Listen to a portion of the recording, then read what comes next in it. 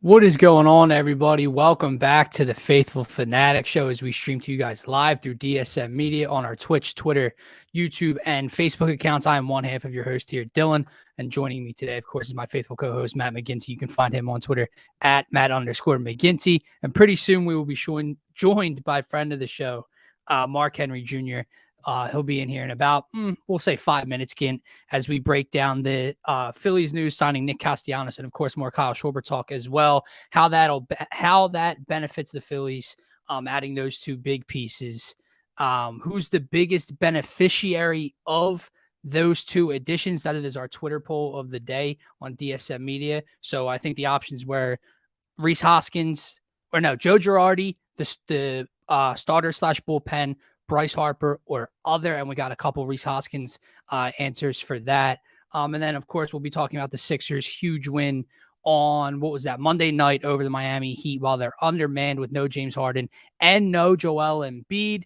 And, of course, some tourney talk to wrap it up as Villanova plays in the Sweet 16 tomorrow night against Michigan. But, Gint, what's going on, my guy? Nothing, man. Monday was fun. You and I talked about how we thought they were going to get smoked, but found a way to win. Bench played well. Obviously, the Castellanos interview went down today. There was pictures all over Twitter, so that's also fun. Baseball is about to be back, it feels like. So a lot to be excited for coming forward. Yeah, I'm a little slow today. I'm a little out of it. I don't know why. I feel like shit. So if you notice that, excuse me, but hang in there and we'll get through today's show. But yeah, let's start with the Twitter poll again. And before Mark gets in, I'll get your answer first. To you, who's the biggest beneficiary of the Nick Castellanos and Kyle Schwarber additions? Because when I laid out these options, obviously pitching's one because the lineup obviously gets bolstered and we don't know what you're going to get from the starting five in the bullpen. So pressure relief from them. B was Bryce Harper. Now, sounds weird, but the fact that Bryce Harper was an NL MVP last season without those two guys and a lack of help around him, there's no pitching around Bryce anymore. There's guys in front of him and after him that have pop, that have power, and that are going to drive in a lot of runs and get on base. So will he, even take his game to a next level? I don't know how you up an MVP season, but who knows? Joe Girardi was the third option, meaning you got less managerial tough decisions to make when you have options 1 through 6 to go to, and however you shape that lineup, I think people are going to be okay with it. Or other, is there another name? Rhys Hoskins, we got a couple answers from. Who's the biggest beneficiary on the Phillies from signing these two? I think Bryce is the biggest beneficiary, is who I'll start with. I felt like Bryce hit a bomb every single game last year, and they'd still lose these games consistently. I don't see that with the bats in the lineup now. They'll be able to produce a lot more runs, even if the pitching is subpar like it has been. They can still find ways to win. But another name I'll throw in there, I think, is Alec Bohm, and we talked a little bit about him last show. I think the spotlight's kind of off Alec Bohm right now because of these big names that are coming in. So maybe in the shadows, he can put something together and be a real helpful tool in the lineup every day, hopefully. That's what Phillies fans want. So I'll give him a special shout out, but I'll definitely say Bryce is the biggest beneficiary at all this. Alex, good shout out. He's obviously a key piece. I saw the lineup that NBC Sports Philadelphia kind of flashed their graphic of what their potential lineup looks like, and I think Bohm was 8th in their lineup, 7th or 8th, and that's just wild to me, as this kid was anywhere from 4, 5, or 6 last year when he was at the top of his game. And like you said, if he can quietly, especially when you have that mental part to get over, that mental lapse to get over, if you can sit back and let the game come to you and the attention's kind of off of you, you don't have to be asked to do as much this season. I can certainly see Alec Bohm being a huge beneficiary of it. To play devil's advocate a bit, I'm going to roll the dice and say Joe Girardi a little bit. Maybe not beneficiary. I think he's the guy under the most pressure. The most heat is on him. He was brought in after the Gabe Kapler firing to kind of get the Phillies over that hump to get them to the postseason. He's a World Series championship manager in New York, right? And he hasn't lived up to that in 2 seasons. They've continued to miss the playoffs, and they've been completely underwhelming. And he's been under the microscope since he's been here, and some of the decisions he's made, with the rule changes, the universal DH with this lineup, you don't have to question yourself or overthink when to pull this guy, where to put this guy. When you have 2 of the top, let's say 4 free agents sign with you. 2 guys that can easily hit 30, 35, 40 home runs, especially in Philadelphia, to go with the reigning MVP and the best catcher in baseball. The pressure, I think, you could argue that there's more pressure on him to get the most out of everybody and to make the playoffs. But I think pressure is relieved from him because he's like, wow, I can sit back and let these guys do what they do best. And that's absolutely tear the cover off the baseball. So I think a lot of pressure is relieved from Joe Girardi's shoulders this year. I agree. But also, to play devil advocate to your point, we could see an issue where the lineup gets shuffled around so much, guys can't get into a consistent rhythm, X, Y, and Z, where there could be issues. I think it's a problem that can be very hard to mess up as well, though. I don't think it's something he will mess up, but that's the only reason I didn't put him in my top. No, I mean, that's a great point, because if you do fumble this, now the microscope's really on you, and that pressure is applied to another level. I just think it's going to be very difficult to fumble this. And, to your point again, when you have these guys in place, I know you're going to swap around who plays where, probably not day to day, but every couple games, every couple days, who's DHing, who gets a day off here in the field. That lineup's got to stay consistent to me for the most part. Obviously, early on, you got a couple new pieces. You're going to try to figure out what's the best spot 1 through 9 to get the most out of these guys and set other guys up.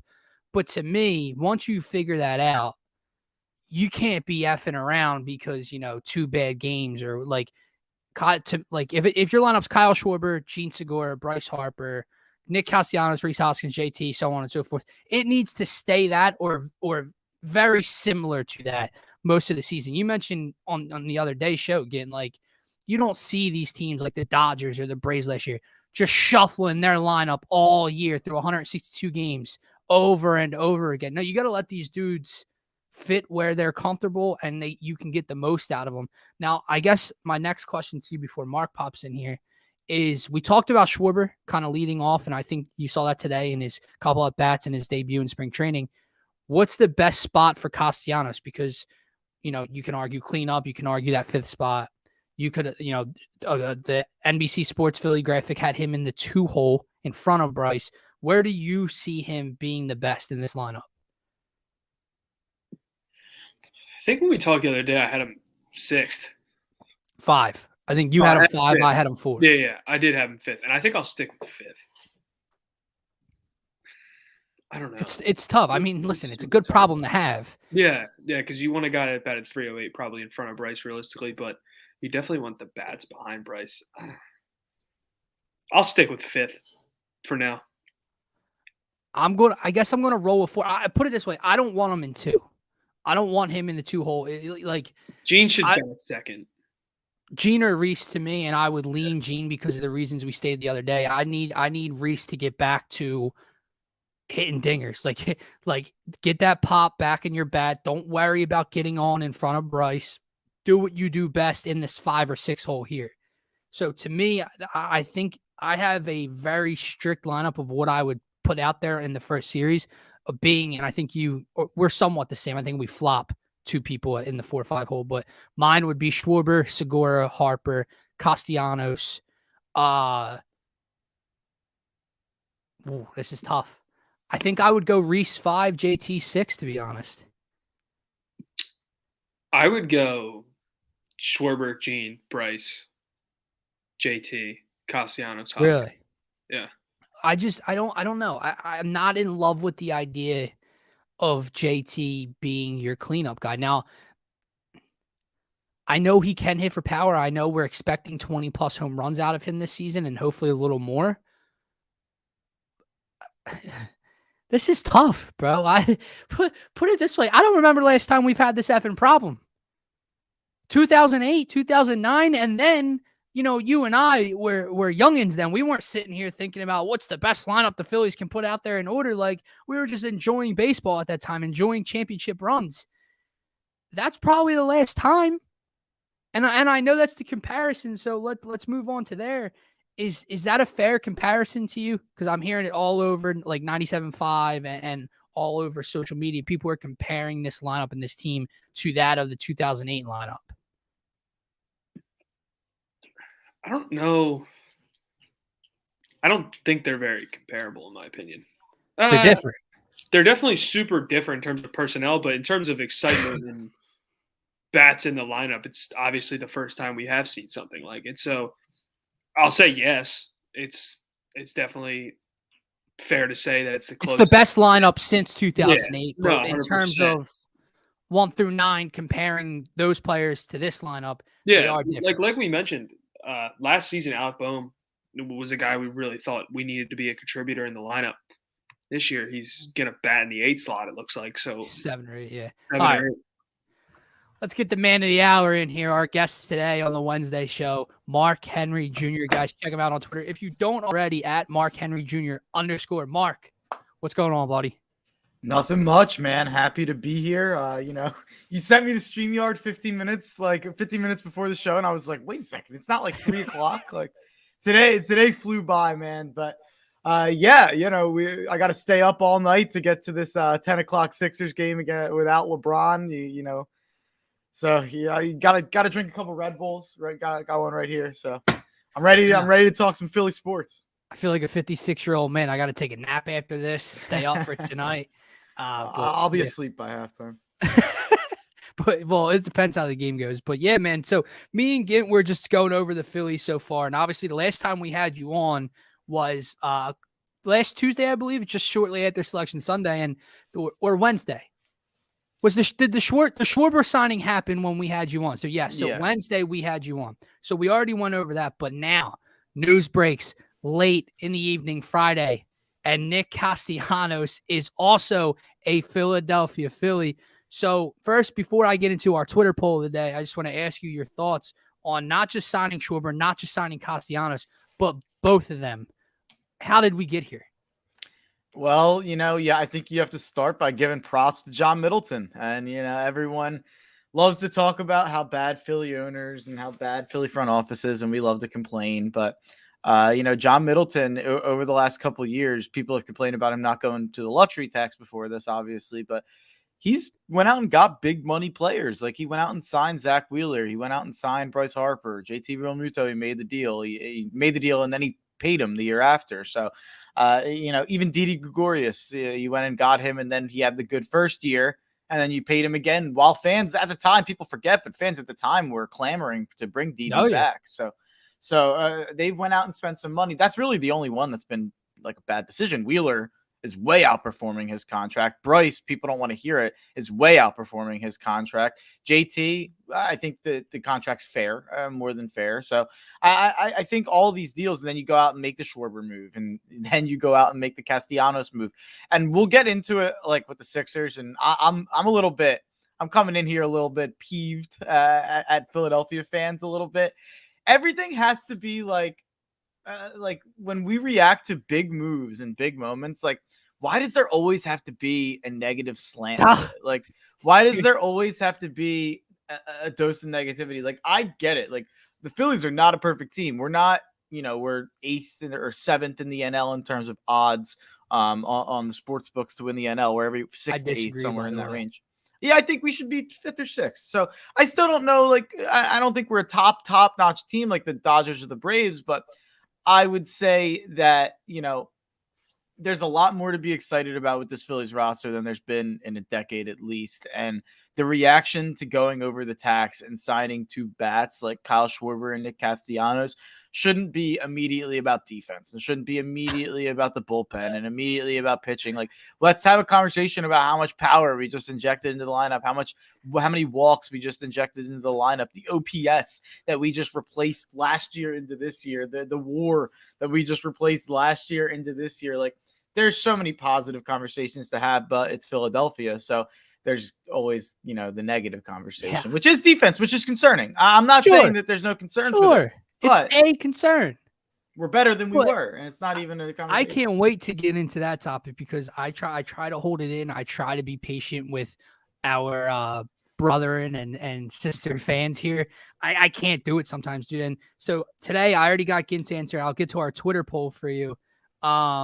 But the first comment under said Twitter poll about Castellanos and Schwarber is, I'd still like to know who the 8 guys that will play defense are going to be. like, oh my God. And I replied, I tried to get a response out of the guy to see where his head was at with this team. Didn't get one. They have to get their negative point across, and it's never sunshine. It's always gloomy here in Philly. But so the poll today, Mark, is after the Castellanos and Schwarber signings, who is the biggest beneficiary with these additions? And the options are Bryce Harper, who leads the poll. I know that sounds crazy, but because he's coming off an NL MVP campaign, but that was with injuries, less talent around him, and now you have guys in front of him and after him that can, hit for pop and get on base. The pitching staff, obviously the bullpen, the starting five, pressure relieved from them. Joe Girardi, and then obviously Rhys Hoskins was a name getting throughout Alec Boehm. So who's the biggest beneficiary after the Schwarber and Castellanos signings? Yeah, I think you can make an argument for almost anyone on the offense. I think there's a ton to argue with Bryce there because of, the fact that he was getting such a low amount of pitches last year. What he was doing with the lineup that he had around him and with the pitches he was getting, especially once Rhys went out with his injury in the second half of the year, what he was doing was unbelievable. And he was getting like 2 to 3 pitches to hit per game. And usually he was getting an extra base hit, every game, at least one. So it was unbelievable. And I think that the degree of difficulty is going to go down for Bryce Harper a lot. Does that mean that he has, a superhuman of a season? I mean, I think he will have a better year, to be quite honest. I think he'll have a better year than he did last year, but he could have a little bit worse of a year. It's baseball. You look at year-to-year splits and it's pretty unpredictable. But in terms of the degree of difficulty, it's obviously went down a lot with the pitches that he'll get. And he's not, you can't pitch around Bryce Harper in the same way that you did last year when you have Schwarber in front of him, or probably in front of him, and you have Castellanos and Rhys and JT all in the lineup. I mean, JT Realmuto is not a top 4 hitter in this lineup. And last year, he was probably our second best hitter. So, or maybe our third best hitter. It depends how you look at it. But there's a lot of places you can argue. I think that the forgotten man has become Rhys Hoskins. I don't think anyone wants to talk about Rhys Hoskins. All off season, I heard the Phillies should look into trading Rhys Hoskins thing. Rhys Hoskins was on pace for 41 home runs and 107 RBIs. That's unbelievable. He was on pace for that last year. He dropped the pop fly in spring training yesterday or 2 days ago. Mark's frozen. Yeah, he's not a good. I lost you. I lost when you made a Rhys defensive comment. But he's not a good defensive first baseman. But the funny thing is, you mentioned Girardi as a potential beneficiary. I actually think he's got some. It's going to be a hard decision, a hard managerial, season, because there's so many guys who want to DH now with Castellanos and Schwarber and Rhys and JT and Alec Boehm. And you're almost going to put it into a situation where JT is going to have to play 120 games at catcher. Rhys Hoskins is going to have to play first base. We're not going to be able to DH Rhys Hoskins to get an advantage at first base defensively. You're going to have to DH Schwarber, Castellanos, and Boehm most of the time, I think. So it's going to be interesting to see how Girardi handles that. I'm not the hugest fan, so I don't have the highest of faith in that. But that's something that he's going to have to figure out. But yeah, Rhys or Harper would probably be my 2 answers.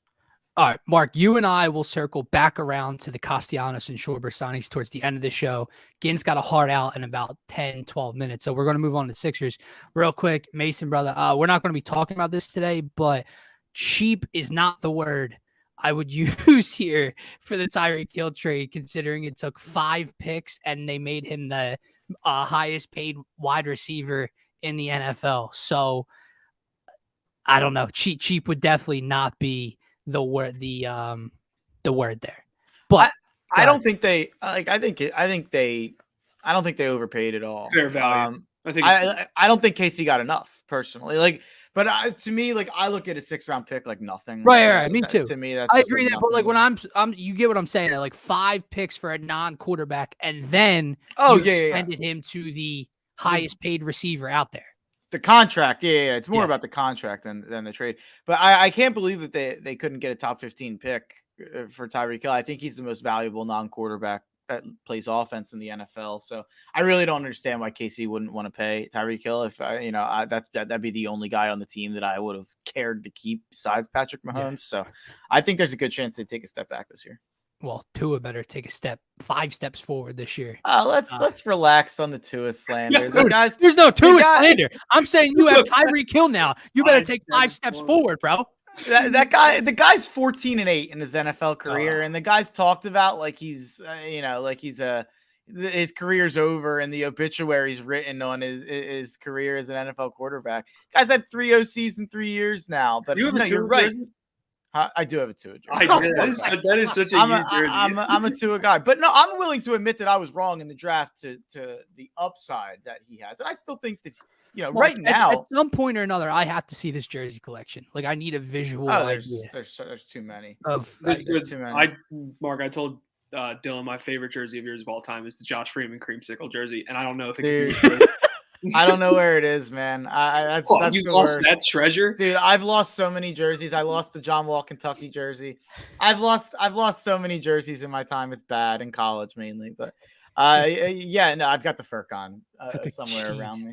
Christ, that's 2 people that I know now that have Furcon Korkmaz jerseys, and 2 days ago I didn't know anybody on planet Earth owned a Furcon Korkmaz jersey. All right, let's move on to Furcon Korkmaz and the Sixers, because my guy came back off the bench after sabbatical and had a great night. So did the rest of the bench. So did Tyrese Maxey. So did everybody on this Sixers team as they take down the Miami Heat without James Harden and without Joel Embiid. Again, I'll throw it to you. First of all, WTF, how did they win this game? But this has to be a kick in the ass for Doc and a kick in the ass for this bench unit in terms of going forward. Correct? It's so weird. And I know we just talked about like pessimistic Philly fans and how we don't want to be that. But to me, it just shows like what this bench has always been. These guys that are roller coasters up and down, Shake Milton, Furcon to be exact. They just can't put one together, it seems, or put a run together. But maybe they'll catch fire at the right time. Maybe we can kind of swing them to be like usable in the playoffs, I guess the term would be. Because right now you have so many question marks on who's going to play where. I'll tell you this, and I don't know how Mark feels on this situation. DeAndre Jordan is just not the answer. And I don't know how else to say it. He can't even get off the floor anymore. Talk about the washed up committee. He is the face of that franchise right now. What bothers me about him is it's not even the fact that he's washed up. He is, but there's no effort, dude. Like I saw the number of lack of contests like on 74% of shots in the paint, but whatever. Then you watch up close and personal, like when you start to pay attention to it. Miami in one possession got 3 offensive rebounds, and he stood there with his arms down by his knees. No, yeah, but just to kind of reel it back into the game, Tyrese Maxey's a star, and I was wrong about him. I had doubts, and a lot of people were saying it. He has, I guess the term, the balls to be a closer in the NBA. The moment's just not too big for the kid, it seems. And you see that a lot with the Kentucky guys and the guys that have been McDonald's All-Americans, X, Y, and Z.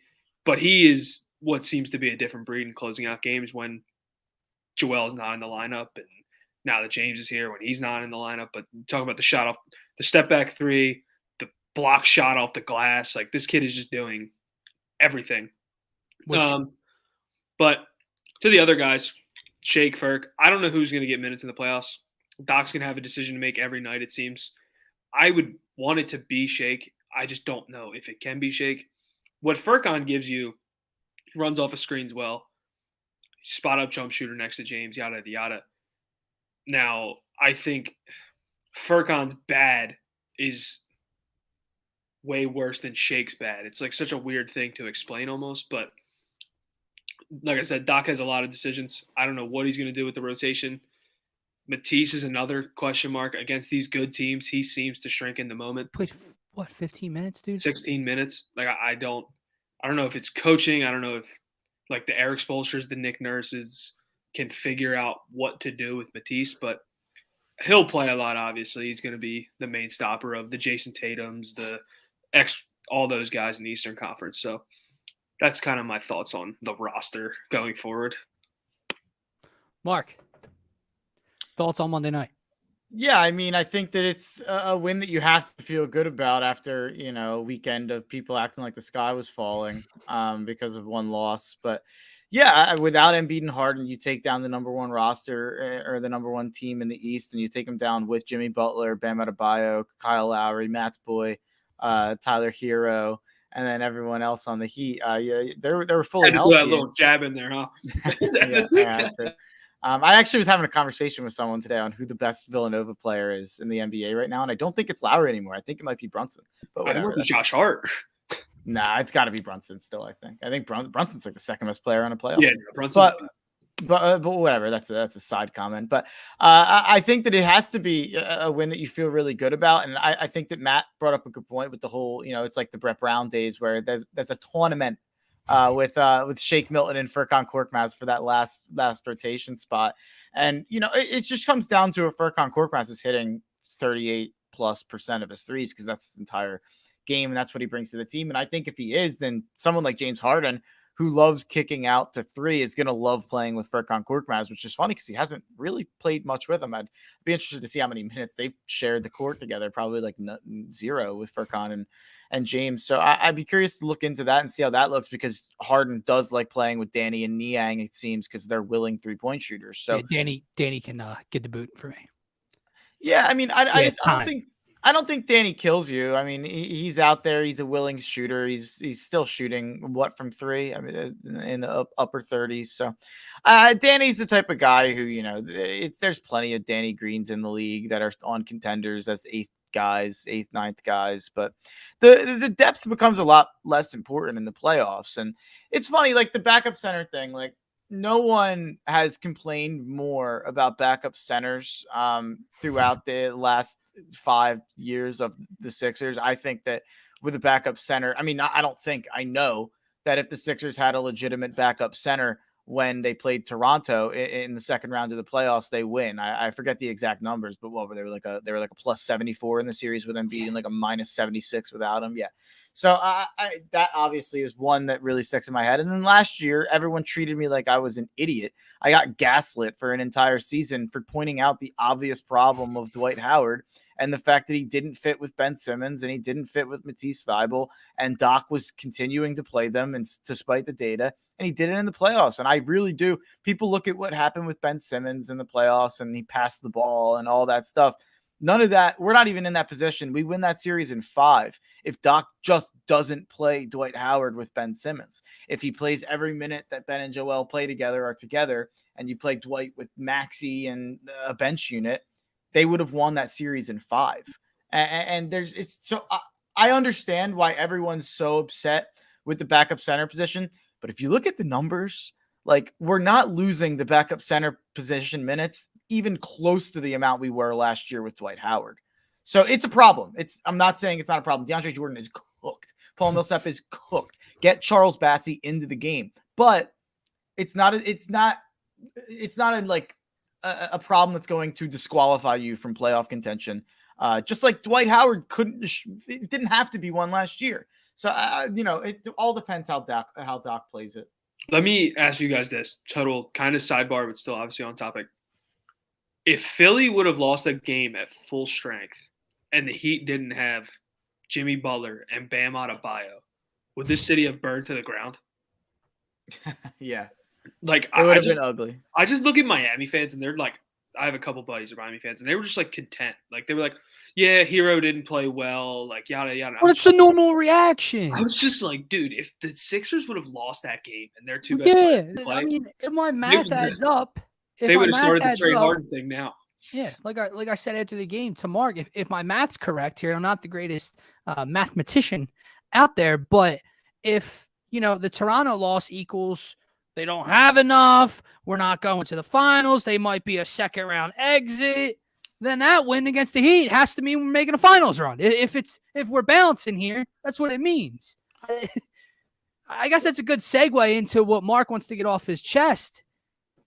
This city, dude, I don't know, because before it, like, what team do you think's the most in this city? Like the most extra? Because I used to see it with Eagles Twitter. Right after the Super Bowl run, after every bad loss, it would be something like Sixers Twitter might be the one that drives me off. I think it's worse with the Sixers, but Yeah. maybe that's in its current state. Well, Go ahead. I think it's worse with the Sixers because it's more forgivable with the Eagles. Because if you just do the numbers here, one game in an 82 game regular season is 1.21% of the season. Let's do. I'm not a good mathematician either, but 1 out of 17, 5.8% of the season. 18 now. Well, 17. Oh, 17 games. 18. Yeah. So 5.8% of the season is one game. That's a huge jump. 1.2% of the season being one game. 5.8% of the season being one game. Eagles fans, I think actually you can point out the problems with Sixers Twitter by diagnosing the problems with Eagles Twitter. Eagles fans that maybe aren't diehard Sixers fans and get into the team when they're good are treating every Sixers game like it's an Eagles game. And you can't do that. And the Phillies, it's the same way. We're about to deal with dog days of summer. There's 162 of them. And we're going to react to every game like it's, the end all be all when it's not. Like it's the NCAA tournament. They're one and done. Gant had to pop out. He's got something to do. But Mark, you and I for the rest of the way here. But we can continue there, and we'll go back and forth between the Sixers and the Phillies for the rest of the show here. But I say this all the time, and I try to remain calm. Listen, as a fan, I sit here and I watch a game and a struggling game and inexcusable loss against the Raptors at home after 2 days off. While you're watching it in the moment, you freak out. What are they doing? Blah, blah, blah. But you take a breath. It's the fan in you. Relax. The people that, you think about it the next day and you're still taking the time to overreact and spew, nonsense onto the timeline is what I don't understand. Everybody gets frustrated during a bad game. But there's a difference between being frustrated with the play and thinking that outcome is so colossal that come playoff time, this team can't amount to anything. And that's what they do, dude. Again, they're 8-3 with James Harden in the lineup. 8-3 with him in the lineup. You had a great tweet the other day. It was over, 60 plus wins over an 82 game schedule if he was here for the full season. And they still find a way to overreact to everything. Could you imagine if he was here all year and by the end of the season, this team was, 60-22? Those 22 losses would be magnified so much and so greatly that people would still say they don't have enough to get out of round two. It's mind-numbing to me. No, yeah. I mean, what Philadelphia fans have done with this Sixers season is really, it definitely has upset me in terms of the moving the goalposts of, we were not, when Ben was out and we didn't know what was going to happen, people wanted us to trade for Harrison Barnes and then we trade for James Harden and somehow James Harden's washed and we made a bad trade. James Harden, since he's been a Sixer, is averaging 22.4, 10.5 assists and 7 rebounds. Even in the last 6 games that he's struggled, he's averaging 20.5, 9 assists and 6.5 rebounds. Ben Simmons is averaging 0 across the board because he's not entering the floor. I don't know what the conversation is. Even Embiid, I heard some Embiid slander on Fox PHL The Gambler yesterday on a show I went on. I was Sean Brace. He had a guest on and they were talking Sixers. And after the fact, I went on and there was Embiid slander, and I couldn't believe it. It's saying we have the best player in the league when he wants to be, and something like that. He's averaging 31, 12.5, and 4 in the last 6 games on 44, 44, 84 shooting. And since Harden's gotten here, he's averaging 32, 12, and 4. I heard a conversation, is he losing his lead on the MVP with Harden and Philly? He's averaging better numbers than his season numbers since Harden's been here. So it's a ridiculous conversation. And we're winning at a higher rate than we were before he got here. So it's a mind-numbingly stupid exercise. It's to the Embiid thing and Harden too. You can lump them both in it because they're both, to me, superstars. You say whatever you want about James Harden, he's still a superstar 100%. In this league. I don't think Philly fans and Sixers fans, in specifically, are accustomed to having superstars. I mean, it's been over 2 decades since we had a superstar here. And now, so, yeah, okay, you say the Joel Embiid comments when he wants to be. I said that about Joel Embiid 3 years ago, 2 years ago, when, you could tell his body language is off. He was out of shape, blah, blah, blah. On the road, they looked horrible. He didn't look interested. Now it's like they don't comprehend that you do know superstars can have off nights and off shooting nights, right? So I'm assuming he's talking about the Toronto loss, let's say, when Joel shot 5 and 19. That has nothing to do with being the best player when he wants to. That's an off night. It's an off shooting night. That is utterly ridiculous to me that you could argue that. The same thing with James Harden. So James Harden comes here in the move, and at first, Daryl Morey's a genius. Oh my God, I can't believe he got James Harden out of this deal. You do it 100 times out of 100. I know there's the 2%ers that say, "Oh, we gave up a backup center in Seth Curry." Forget those, right? But then, so James Harden comes in. They're 5-0, 4-0, whatever they were. He's scoring 25 a night. Everything's sunshine and rainbows. The second things look a little off, he might look a step slower. He's not shooting the ball well. Holy shit, James Harden's not the same player.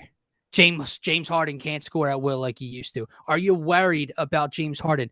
My God, guys, it's troubling that you can't get through a week of games without thinking the world is crumbling down on the city.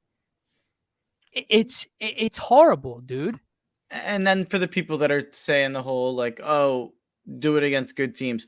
Well, they beat good team after good team all year long. They in this stretch, even just with Harden, they beat the Cavs twice. They beat the Mavericks, and they beat the Bulls. So, the Raptors, by the way, I don't want to see the Raptors in the playoffs at all. Nick Nurse is a genius. That guy knows exactly what to do against Joel, and Doc Rivers has no answers. So Toronto scares me in general. Anytime we play Toronto, I kind of chalk it up as a loss in my head. We got them coming up again soon, I think. You could chalk it up as a loss. They handle us. I feel like it, but yeah, and the people out there that this team's not going to win anything. Well, guess what? 29 aren't. It's the same thing in the tournament. Oh, this team's not going to win anything. It's 67 aren't. Right. There's one team that's going to end up winning this thing. There's one team that's happy. So, yeah, I'm not saying that they're going to win the championship. By the way, they're fifth in odds. They're fifth in title odds. They're plus 700. They're 7-1. Those are not high odds for a team to win the title. You're fifth in the league. That means that Vegas thinks that 25 teams would rather be you than them in terms of chances to win a title. So are we just going to be jealous of the top 4 teams and odds? I'd rather be where we're at. I'm happy with where we're at right now. Well, that's a great point, because that's to go back to the Harden trade. That's what it was, right? Pre-Harden move, we can sit here and talk about how dominant Joel was and the rise of Maxey, and they were 3 in the standings. But we knew deep down inside that this team wasn't going to make a title run as constructed, with Andre Drummond, with Seth Curry, with no Ben Simmons. That move, again, never guaranteed a championship. I don't know where people got this in their minds. It never guaranteed a championship, but it put you in title contention. It put you in the conversation. And like you said, only one gets to do it. Only one. So if you're 1-5, if you're one of the 5 teams that has a good chance to do so, be happy. We still have 2-3 weeks before playoff time, and let's cross that bridge when we get there. No, they see a bad loss and they have to take the extreme route, and they're going to get knocked out in the second round. I heard a podcast. I think it was, whatever. I think it was Gilbert Arenas on it. But I don't even know why I took the time to listen to the clip, but he said that the only way the Sixers get out of the first round is if they play Cleveland. He said Chicago has too much for them. The same Chicago Bulls team in which the Sixers swept 4-0 this season. They're 2-2 against Miami, 2-2 against Boston. They play Milwaukee one more time. I believe they'll be 2-2 against Milwaukee if they win that game. But they won't get out of the first round because it hasn't looked so pretty as of late. Holy shit, dude. Yeah, it's crazy. It's crazy. I feel good about where we're at, and I want to be the 4 or the 5 seed to get Chicago or Cleveland. Yeah, I was going to ask you that in a sense. Where do you? Because last year seeding mattered. We were chasing that 1 seed. They ultimately got it. We know how that movie ended. This year, I'm not so much worried about moving up. I actually don't want to move up because I don't want to use the word scared. I don't want to play Brooklyn in the first round. Sue me for saying that, right? I think Chicago / Cleveland are the two that you can get. And what do you think's the better route for that? Because I know Boston's like tied with us for the 3 seed right now, but we're technically ahead of them. Are you kind of preferring to slide back to the 4? Yeah. Yeah, I'm preferring to slide back. I'd be getting Joel as much rest as possible. I know that they don't want to do that because MVP, but I want to get Joel rest and get that 4 seed, because then for me, I would have, if you let Boston get that 3 and Milwaukee get the 2, that means you're in the second round. You're avoiding Boston, Milwaukee, potentially Brooklyn, and Toronto in that little quadrant right there. And you play Miami in the second round. Personally, I'm not afraid of Miami. I haven't been all year. I think they're a regular season warrior. That Spoelstra's a great coach, and that's going to be hard to beat in a series. But when it comes down to it, I think we have the 2 best players in that series. I don't think it's even relatively close. Jimmy Butler is not James Harden to me. So I think that we would handle the Heat in a series. I don't know if I can say the same about the Nets or the Bucks or the Celtics or the Raptors. The Raptors specifically matchup based. Same with the Celtics, because I don't think we have the wings to deal with them, but I think we'd figure out a way to win that series because I don't think they have the big to deal with Joel. So in the end, I do think we'd beat Boston. I don't really want to find out the answer, though. Milwaukee and Brooklyn, you could tell me any result in a Sixers series. It wouldn't surprise me. I think if you asked me to like say who I think the favorite should be, I think it should be Milwaukee. So that's interesting because, me and Gint say a lot. For the most part, outside of Brooklyn, you can argue when Kyrie's on the floor with those two. It's hard to say. But outside of that, the Sixers are most likely going to have 2 of the 3 best players on the floor in any series. Obviously, Milwaukee, obviously Giannis, whether you want to put him or Joel 1 and 2. But then, like, Chris Middleton's not better than James Harden. Drew Holiday's not better than James Harden. If you go to Miami, nobody's better than James Harden or Joel Embiid. Boston, it's Joel Embiid, and then I don't know if you want to argue James Harden versus Jason Tatum or whatever you want to do there, but still 2-3. So that's my point. Everybody needs to take a breath, relax. Let's enjoy the last couple weeks of the season, couple games of the season, and let's gear up. Enjoy Maxey. Yeah, dude, like that. And this kid has stones. I said it the other night, speechless. And it's stupid to me because I've seen him pull off performances like this before. And I feel like I use that word every time. He's got stones and he leaves me speechless. But again, he finds a way to lift this team and it's infectious. Everybody plays up to him when he's able to. I don't think he missed a shot in the fourth quarter. Like he started that game 3 of 9 and I think he finished 9 of 15 in shooting. Yeah, the reason that I bet on the Sixers at halftime when they were up by 1 was because Maxey wasn't even having a great game. And then I was like, well, if he plays well in the second half, they're going to win. And then that's what happened. So Maxey, I think they found their closer. I think they found the guy to go to at the end of the games. It's hard to get Joel the ball at the end of the game. So that was kind of why I loved getting Harden. And I think Harden's still absolutely an option at the end of games. But I almost do want to see the end of games go through Maxey until I see that he can't do it because he did not shrink in that moment. Bam Adebayo said it in the post game. He said there was a look in Tyrese Maxey's eye. That's funny to hear. And I, what's so special about that win, not even just the win, but for him to have that moment is this wasn't against the Indiana Pacers. This wasn't against the Orlando Magic. This was against the number 1 seed, defensively sound Miami Heat team, fully loaded. They weren't missing anybody, fully loaded defensively. And down the stretch against Eric Spoelstra, missing their top 2 guys, he delivered in the biggest way. And that crowd's going nuts, chanting his name. And he doesn't just do it offensively. He has a hiccup. They turn the ball over in the backcourt. And he throws Caleb Martin shit. And then it's going the other way for the Sixers to basically ice the game. And so the kid, and he's the definition of loves the game and puts in all the work. Because those 2 threes he hit, like you've seen his 3-point shooting elevate all throughout the season as to what it was before. Those 2, he didn't have that in his bag before. That's work. That's work. And you're seeing it live in game, end of game scenarios. And that's the biggest thing for me.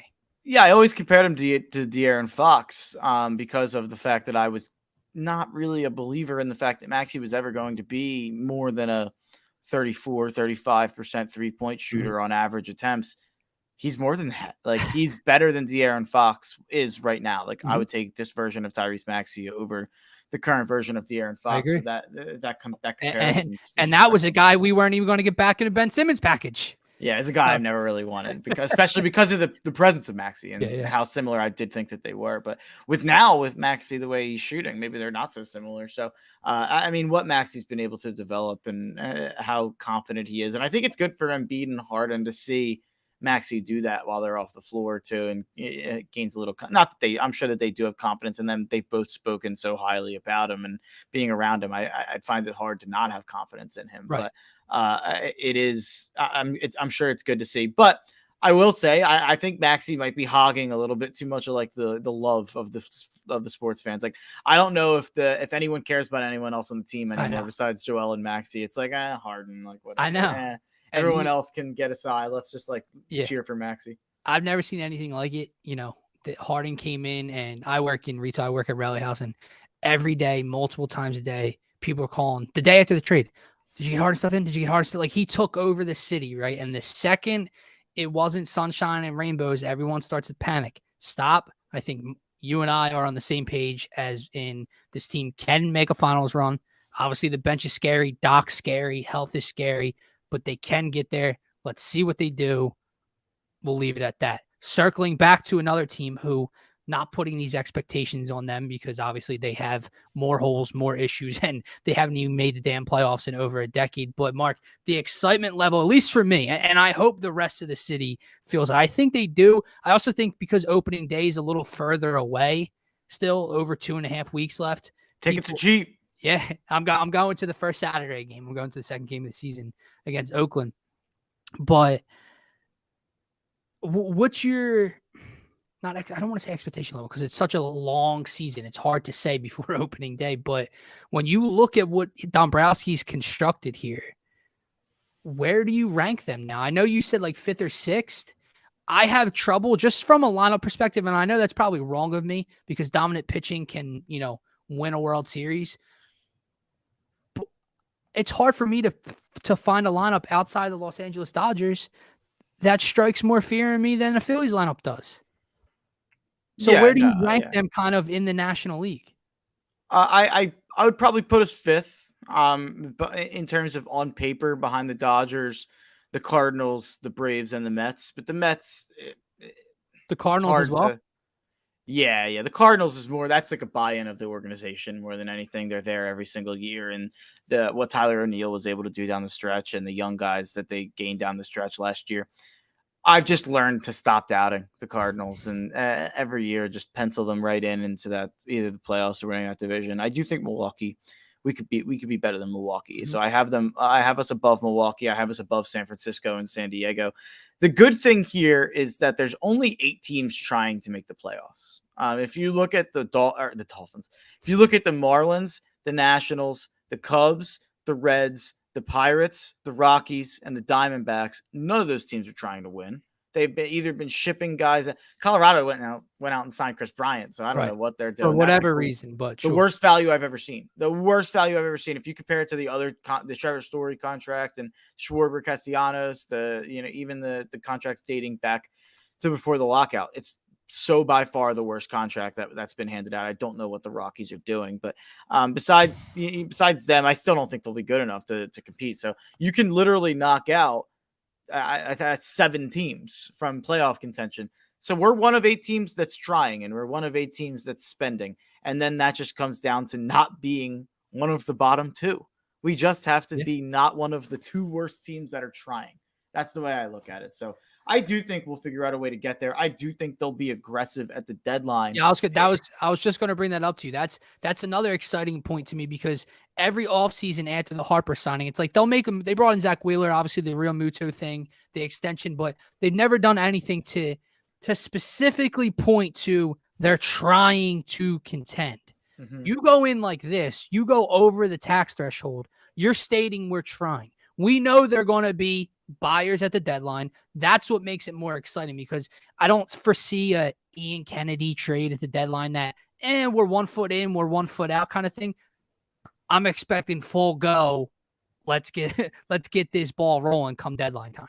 Yeah, and I mean, I think Dabrowski looked at this team last year and he's like, I get it. We're in a race here, but am I really going to mortgage the future to try to get pieces that I don't think are going to make that much of a difference? It's like the Daryl Morey conversation and the calculus of, am I trading Ben Simmons for this, to compete right now, or am I going to wait? So it's the same type of thing. So I think Dabrowski, if you're going to go out and spend the money that he did on Schwarber and Castellanos, I do think that he's going to consider at the deadline, if we're in the thick of things or if we're in the lead of things, no matter what the situation is, unless we completely fall on our face, with that lineup, I don't necessarily think that's possible. I don't see how.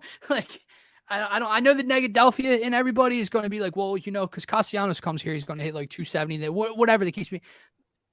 You can't lay out a scenario where this lineup underperforms. I can't foresee it.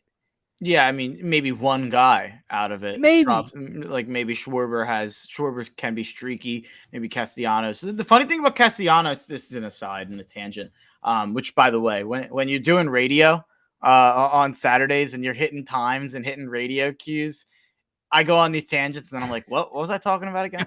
But the tangent on Castellanos, I've seen a lot of people bring up 2020 because he did bat, I believe, 220 in 2020. But if you look at the home runs, the RBIs, and the runs, he was on pace for the exact same thing that he did last year while batting over 300. So 304, 308, whatever. So what that tells me is that 220 is an outlier in a 60-game season. But if you look at the home runs, like I said, you look at the numbers, still on pace.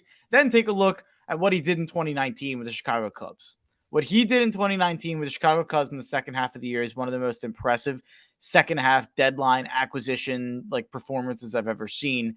Right up there with Kyle Schwarber for the Red Sox last year. But Castellanos in 51 games with the Cubs in 2019 hit 16 home runs, and he had an over 1,000 OPS at I believe 1002. And what he was able to do for Chicago down the stretch, what he was able to do last year for Cincinnati down the stretch, Nick Castellanos, I mean, I was more excited about Schwarber because I thought Nick Castellanos was a guy that was going to be getting 7 years, 180 million. Right. We got him for 5 years, 100. It's a steal. Yeah. So that's a beautiful thing to me too, because when you think of these big names, right? I'm still trying to wrap my mind around it. I wake up every morning holy shit, dude. They got two of the three names that were thrown out. And I never thought in a million years that was going to happen. Once the Schwarber thing happened, I thought, wipe your hands clean. And Dombrowski does work in silence. And the man looked at this roster, looked at Bryce Harper. Bryce Harper, by the way, I don't know if you listened to the Castellanos press conference and listened to what Scott Boras and Dombrowski said. Bryce Harper apparently texts and calls them 4 times a day, trying to recruit, asking when Castellanos was going to get done. He was texting Castellanos. That's effing amazing. But the fact that you look at these guys and they're not just here and it's it's a feel-good moment. We have them for a season or two.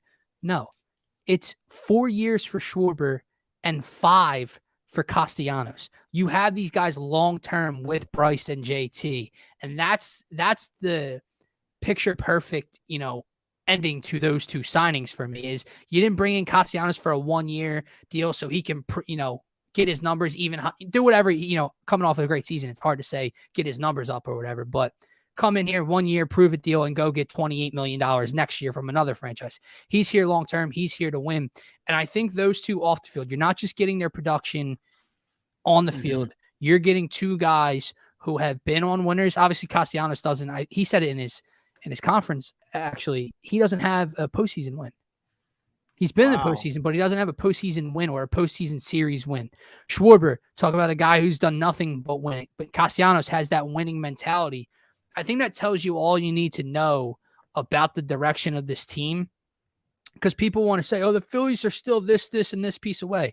If two guys who are craving a World Series, who Kyle Schwarber says the other day, making the postseason is an addictive feeling, you think they sign here for half a decade if they look at this team and don't think that they can help them contend? So when you hear the naysayers out there, who's going to play defense? Or when you hear the naysayers say, they didn't do enough in the bullpen. F that. Dude, you're high on them.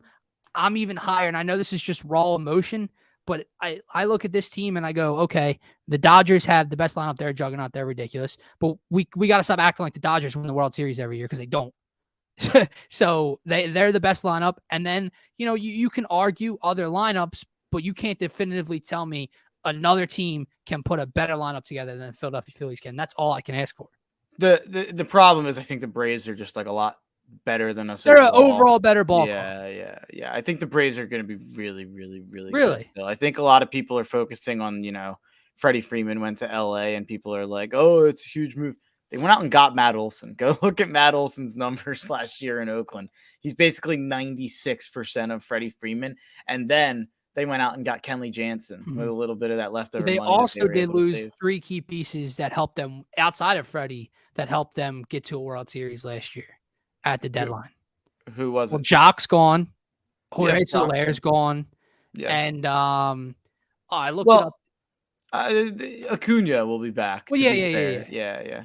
He wasn't playing in that stretch, which makes the World Series thing that much crazier. Right. The fact that Acuna wasn't playing, but I think that Jock, and you're talking to like the president of the Jock Peterson fan club.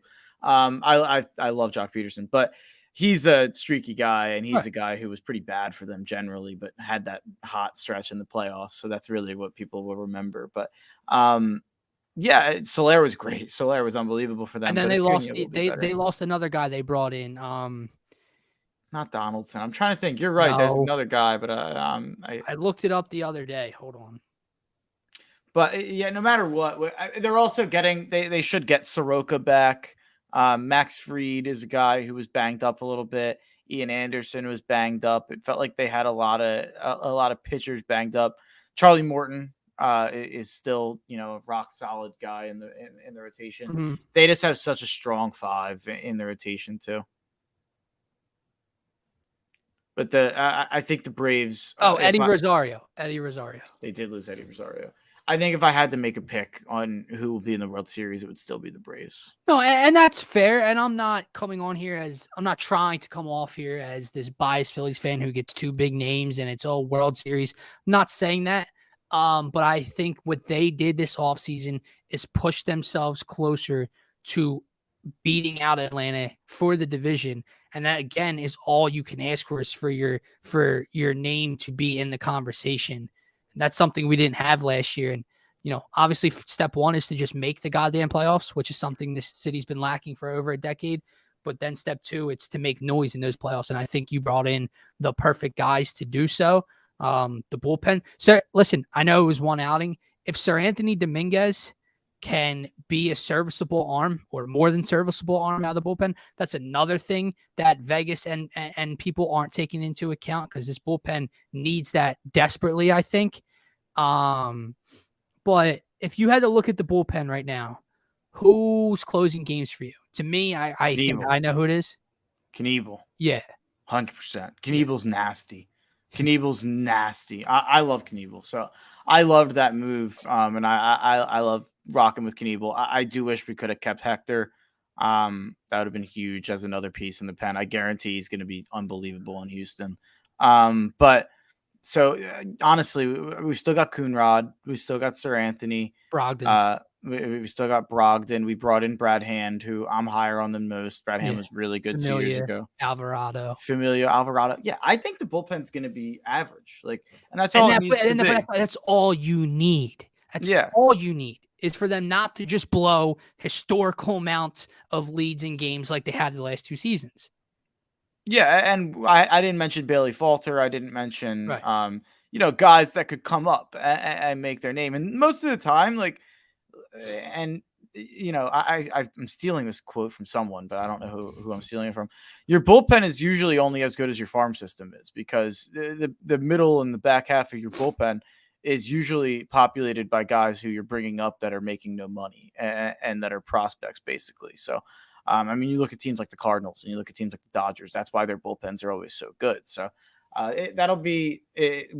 We just named so many guys that have closing experience or have been good over the last couple of years, that either for us or elsewhere. So hopefully that's enough. But if it's not, we didn't even mention any of the farm system guys, which you have to hope there are some. Right.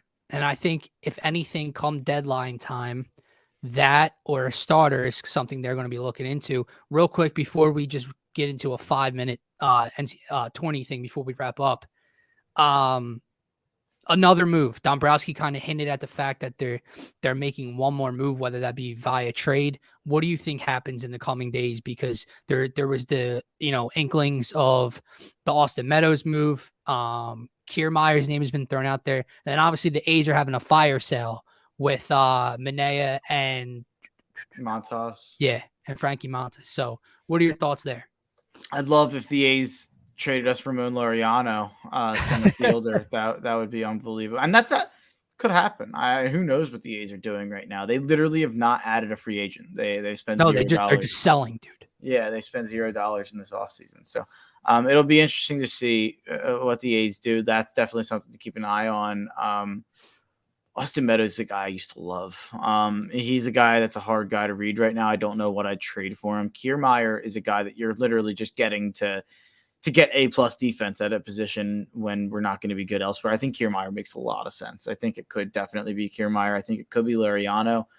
Or, maybe this is just getting a utility infielder that can move around the diamond and play a little bit of everywhere. I don't really have an idea of who that would be in my head, I guess, but there's a lot of people that could fill that kind of slot.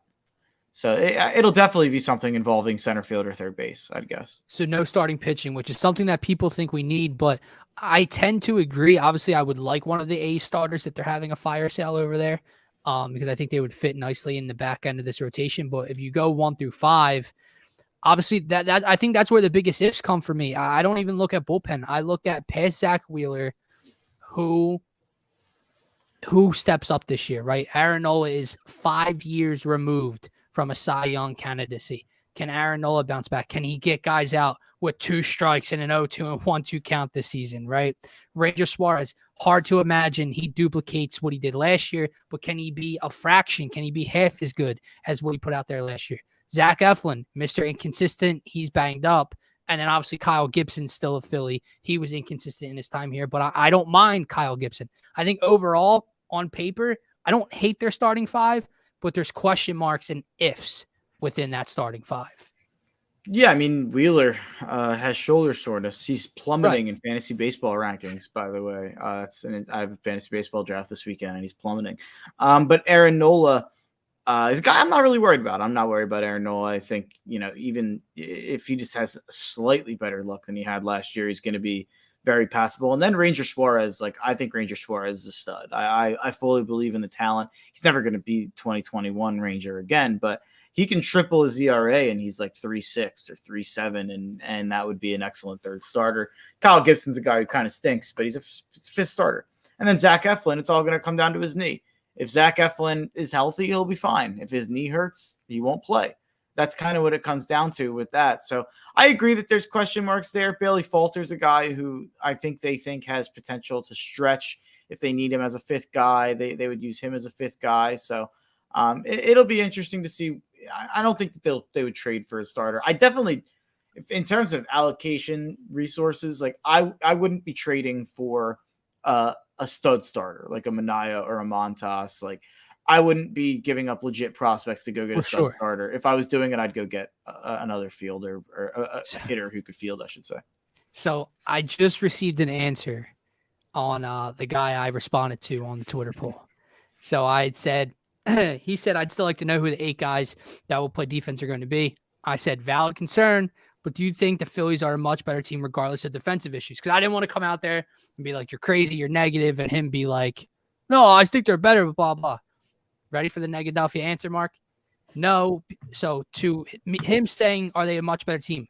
No, because they were already the worst defensive team in baseball and got worse. There were moves they could have made or still could make if ownership is willing to pay the tax that would improve the defense. They already are paying the tax. But the defense was already the worst, and we won, 82 games? Right. 81 games, whatever we won. So 82 games, I think. So you'd have to imagine that the bats that Schwarber and Castellanos bring, at the very least, give you 3 extra wins. So right. So let's look at last year's team, and they finished with 82 wins and injuries and blah, blah, blah. The starting five on paper is better than what the starting five was last season. The bullpen is either the same or a little bit better than it was last season. And the offense and the bats are 1,000 times better than they were last season. But they're still not going to play any defense, so they're not a much better team. All right. With that being said, we'll move on from the Phillies. Last couple minutes here, Mark. I don't want to keep you too long. NCAA tourney, Nova tomorrow, 7:30 tip, 7:29 tip in the NCAA against Michigan. What have you thought about their road so far? Obviously, they handled Delaware on Friday, but then they handled Ohio State pretty easily. Obviously, Ohio State and E.J. Liddell made a run in the second half. Nova answered that and were able to hold them off. They've looked really good so far. And so what's your thoughts on their run been? And then what's your thoughts on tomorrow night? Yeah, I think they've done exactly what you thought they'd do. I didn't even think they necessarily played all that well against Ohio State, but when you play the defense they do, and when you shoot free throws as well as they do, and you have guys that are willing to step up and make a shot in a big moment, and you have the coaching of Jay Wright, you're going to get by in moments in games that you don't play well. And that's what's so great about these teams that are so well coached. And I have another one for you in a minute that's like the same way.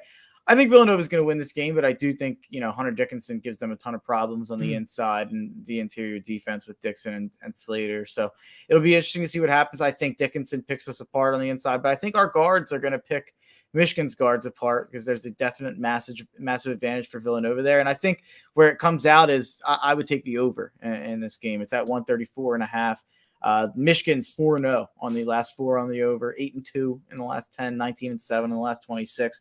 Villanova 10-4 in the last 14 on the over. So I think, and like I just said with the free throw shooting, if it comes down to free throws at the end, Villanova is going to hit a really high percentage of them. So I think Villanova wins, but I'm not going to bet on them to cover. So if I was making a bet on this game, it would be the over. Want to hear about a bad beat I had over the weekend? I had, what did I have? I had Texas.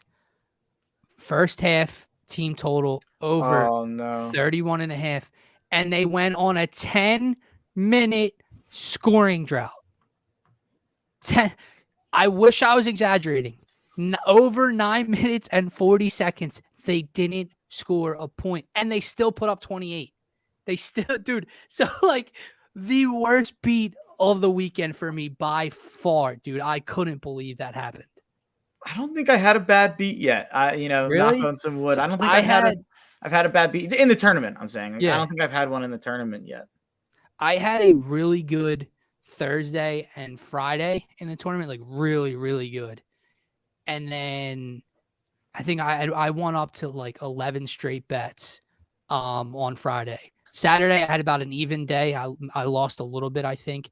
And then Sunday, dude, Sunday just fucking killed me. Like destroyed me, dude. I was all over Texas Tech. -8. Of course, I can't even get a push because Notre Dame doesn't foul again at the end of the game. Never. I did have a bad beat. I had Chattanooga on the money line against. I took Chattanooga +8. I had the spread too, but I had the money line against Illinois, and then I think I live bet the money line as well. So Chattanooga didn't come through. That was they lost by 1. They should have won that game, but. It was. I had it. My Thursday was like, I started off. I think it was +6 units, and I think I was, then I had the best 3 days of my life gambling in a row. So, I'm definitely loving this year's tournament. But the biggest reason for that is a team that Miami I'm still loving it's the U. It's all about the U. I every time I watch this team, I fall more in love. I'm like head over heels. They're going to the Elite Eight. I think they're going to the Final Four. Like I'm all in. I'm throwing up the U. Like at this point, I'm rooting harder for Miami than I am for Villanova. Like I'm watching these games like with my standing up by the TV, like it's like a fourth quarter of a Sixers game. I love this Miami team. Jimmy Larinaga. It's the same point that I just made with Villanova. Miami hasn't played well in these 2 tournament games. Dude, they beat the shit out of Auburn. And they didn't play well. That's what makes it so incredible. They won that game by 19 points. They shot 3 of 15 from 3.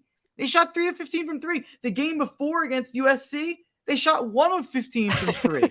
This team is 4 for 30 from 3 to start the tournament, and they're in the Sweet 16, and they're favored in the Sweet 16 because of the draw they got against Iowa State. They're a team of guards who's well coached. They shoot free throws well, and they don't turn the ball over. If you look at their turnovers, 3 turnovers against USC, 4 turnovers against Auburn. If this team ever starts to hit threes, they might win the championship. Like they might. I put in a bet at at 80-1. I put 2 units on it to put my money where my mouth is, just in case, because if they won, I never forgive myself for not getting a future in with how much I love this team. But I honestly believe, like, if they start shooting 35% from 3, they can beat anyone. How is your Final Four and championship looking? I after talking to you for a while last Wednesday, I went back. I somehow have 3 of my Final Four left, and I have my championship left with Arizona over UCLA in the chip. Obviously, Arizona almost gave me a heart attack the other night against TCU, but they survived. What's your Final Four looking like? Iowa crushed me on day 1. Yeah, same. The only one I've lost is Iowa. I had Iowa over Wisconsin in that region, so that region's donezo. But I think I have the rest of my Elite 8. I have Gonzaga and Duke next round in the Elite 8. I've got UCLA and Purdue next round in the Elite 8. I didn't have Kentucky in the Elite 8. I had Purdue. So I've got UCLA and Purdue coming up there. Arizona and Nova I have. Same. I have Arizona and Nova. So I have the rest of my Elite 8, and I have in my Final Fours, I have Gonzaga, UCLA, and Villanova. So that's what I've got still going. I have another bracket where I've got Purdue. My whole point was, I think the winner of the Elite 8 game at the Wells Fargo Center, which I may be going to on Sunday, the winner of that game, Purdue, UCLA, is, well, UNC could beat UCLA. But if it's UCLA, Purdue, the winner of that game is going to win the national championship. That's my big prediction. So writing off the Cinderella, huh? St. Peter's is donezo. Ain't no chance. No, hit the Vince McMahon music. No chance in hell. There's no chance St. Peter's is winning that game. No chance. They got a bunch of Jersey and New York dudes, dude. They're not scared. They're not afraid of anybody. They're not afraid. It'll be interesting. I agree with you. And last question, because we still have 2 games before that would happen. The road for both is difficult. The road for Duke's even more difficult, in my opinion. But we're 2 games away from a Duke-Carolina Final Four. If you had to put odds on it, what would you put on it? The odds. They're both underdogs this week, so they'd have to win another. Each have to win another game. I'd have to imagine it's got to be like 30-1, 35-1. Just as a sports fan, as a basketball fan, as a tourney fan, how amazing would that be? Especially being Coach K's final year, coming off the Carolina loss in Cameron Indoor in Coach K's final home game. If those 2 met in the Final Four, dude, holy shit. Yeah, you're right. You're right. But let me just say that Gonzaga winning is not bad for college basketball because no. Chet Holmgren. Like, I think we're in a situation right now where no matter what we get, it's going to be awesome. Like, Chet Holmgren's in the running for the number 1 pick with Gonzaga. Timmy's a star. And then you look at the teams in UNC's region, UCLA. They were there last year. They're a blue blood too. Purdue, they've got Jaden Ivey. They've got a top 4 pick in the draft as well. I mean, Arizona, they've got Benedict Mathurin. They're a fun team to go on around. Villanova, probably in terms of just like fun storylines, probably not high up on the list, but for us, we're going to root on. The fun storyline is Jay Wright would be the winningest coach in active college basketball once Coach K retires. If Jay Wright were to win a title, there's only 3 coaches with multiple titles that are actively coaching, and it's Coach K with 5, Jay Wright with 2, and Rick Pitino with 2. So Jay Wright would go to 3 if they won one this year. And then Miami, I guess that's its own, Miami, Iowa State. There's not a lot there, but who's the 1 seed there? Kansas. They're a blue blood. There's so many blue bloods left. There's so many stars left that are going to be in the NBA. I forgot about Kansas. You're right already. though.